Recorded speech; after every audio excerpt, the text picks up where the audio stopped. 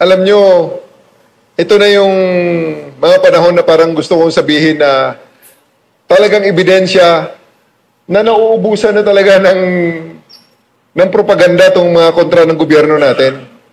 Itong mga, alam nyo na, yung mga leanings nasa kabila.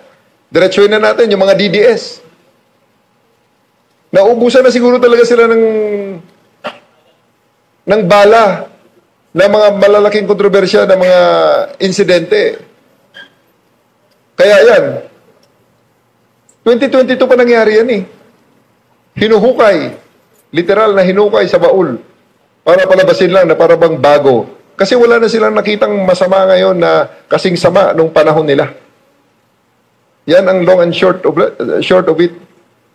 Matagal na nalinlang ang Pilipino dyan. Hanggang ngayon, lilinlangin pa rin ang Pilipino. Pasensya sila. Their word against the word of the internet.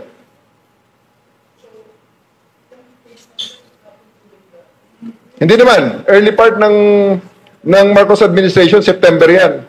4 months after ng assumption ng ating presidente. Talagang yan, mga remnants ng hangover ng previous administration.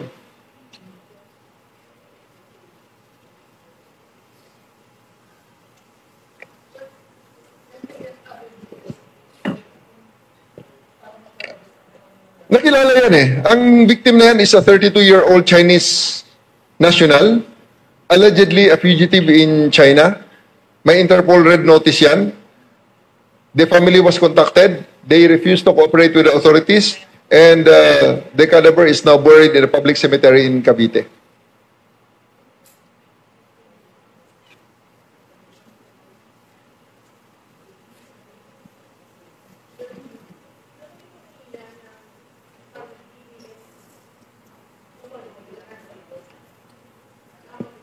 Sa ngayon kasi talaga, makikita mo naman yung mga posters na yan eh. We have our social media exploitation. We have our social media analysis also. Alam nga namang sila lang marunong gumamit ng analysis. Ang mga pinaka-viral dyan na mga pinaka-vitriolic na mga posters dyan, makikita mo naman ang laman anti-government propaganda at talagang tunay na mga DDS. At sila mismo nagsasabi, may nakalagay sa kanilang mga profile pictures eh. Bring PRRD home. Yun ang sinasabi nila. So, how do we label them?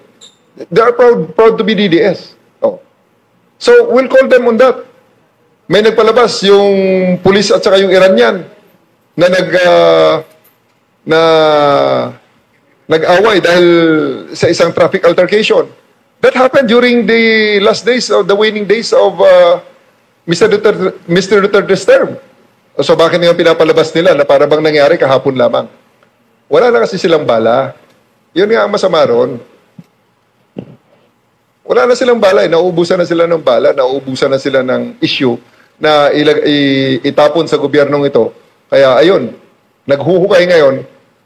Kaya lang nakalimutan yata nila. Talagang pinapakita lang talaga nila na medyo may kulang talaga sila eh. Na di ba? Hindi ba nila na-realize yun na napakadaling hukayin? Their word will be against the record of the internet. So, napakadaling gibain ang kanilang narrative regarding that matter. Ang sa aking panawagan na lang, Pilipino tayo pare-pareho, gusto natin na mag-improve ang ating bansa. Magsama-sama na lang tayo. Kalimutan nyo na muna yung mga differences na yan. All those cases all those issues that they are saying, that they are harping about, bring PRRD home, nasa hig na eh. Andyan na nga yung international court na nga ang nagtatry eh. Gusto nyo ng tunay na batas? Gusto nyo ng patas na batas? Ano pa ba ang mas patas kaysa sa mga taga nandyan sa Hague? Mga foreigners yan na wala namang pakialam sa atin. Ay sa kanila, tinitingnan lang nila kung ano ang ebidensya ng prosecution at ebidensya ng depensa.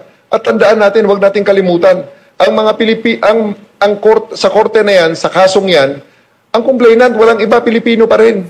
Mga Pilipinong nawalan ng pag-asa nung panahon ni Duterte. Nawalan ng pag-asa ng makakuha ng hustisya dito sa Pilipinas. Ulitin natin yan. Huwag nating kalimutan yan. They are Filipinos. Hindi sila foreigners.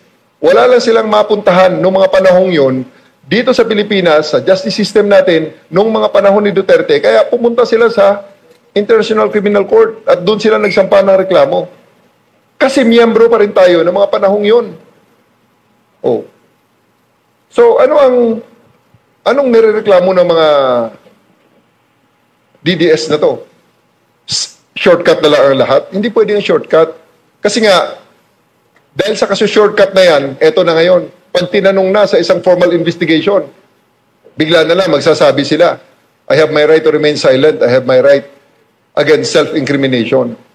Kaya ulitin ko uli sa mga enablers din. If you are so proud of what you've done, if you think that what you did was the correct thing to do, why is it now that when you are asked in a formal investigation, bigla na lang mag-right to remain silent at mag-right against self-incrimination kayo? Proud man kaya kayo?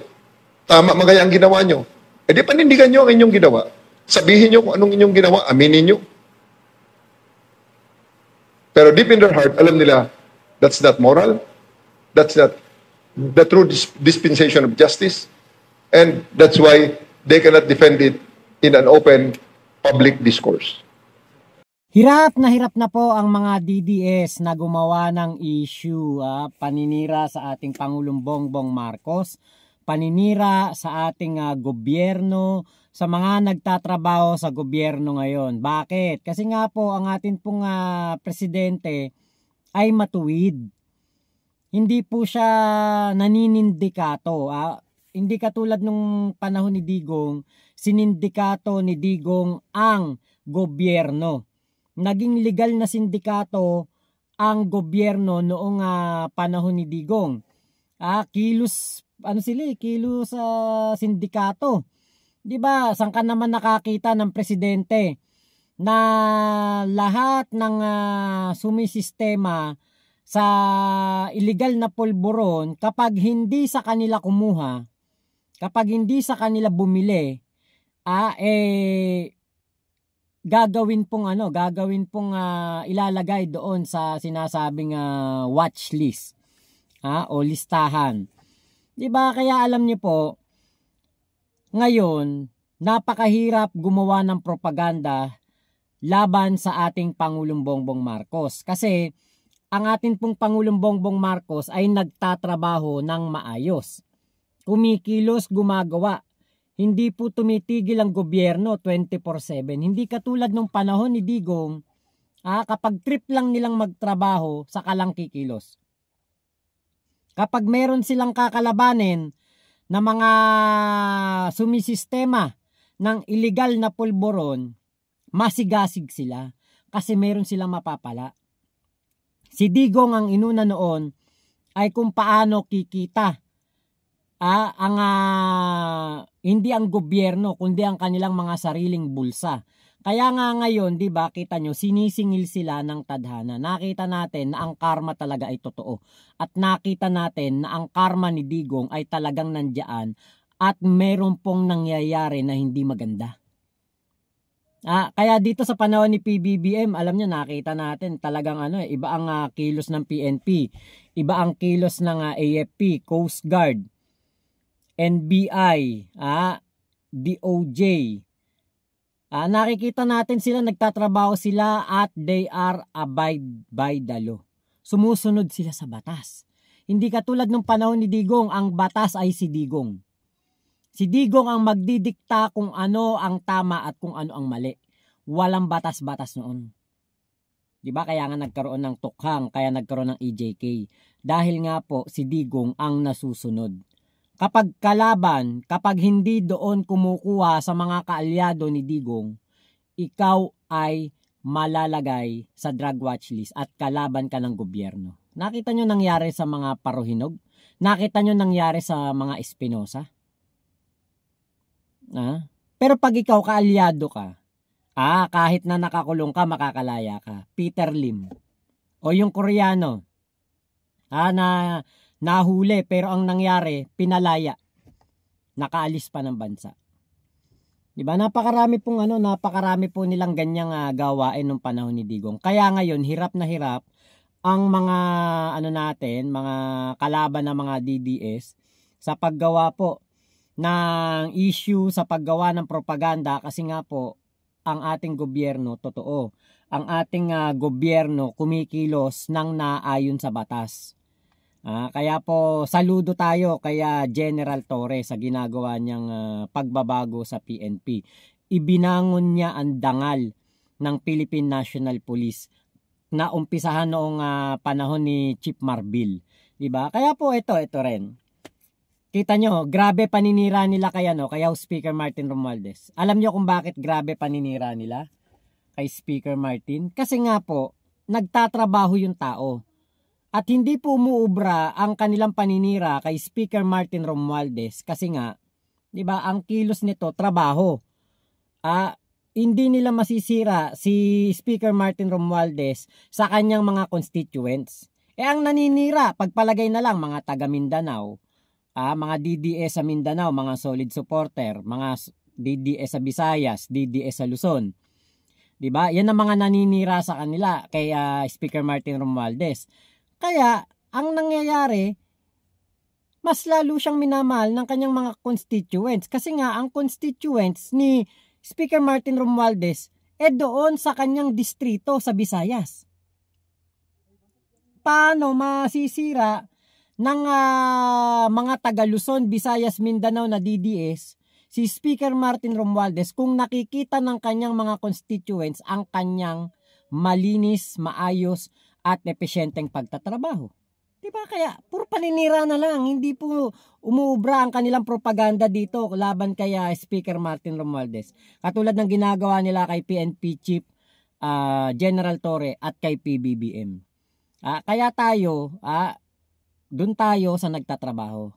Doon lang tayo sa tama at doon lang tayo sumusuporta sa tunay na may malasakit sa taong bayan. Yang tatlong yan, Speaker Martin Romualdez, eto nga si PNP Chief Torre at si PBBM. Sinusuportahan natin kasi maayos sila magtrabaho, maayos sila naglilingkod. 'Di ba? Sapaw kasi yung mga ginawa ni Digong dito sa tatlong 'to. Kaya po wala na, talagang sila, talagang ayaw nila sa mga katulad niyang tatlong yan dahil nagtatrabaho ng maayos. Yun lang po yun. So lamang po, bye-bye, salamat.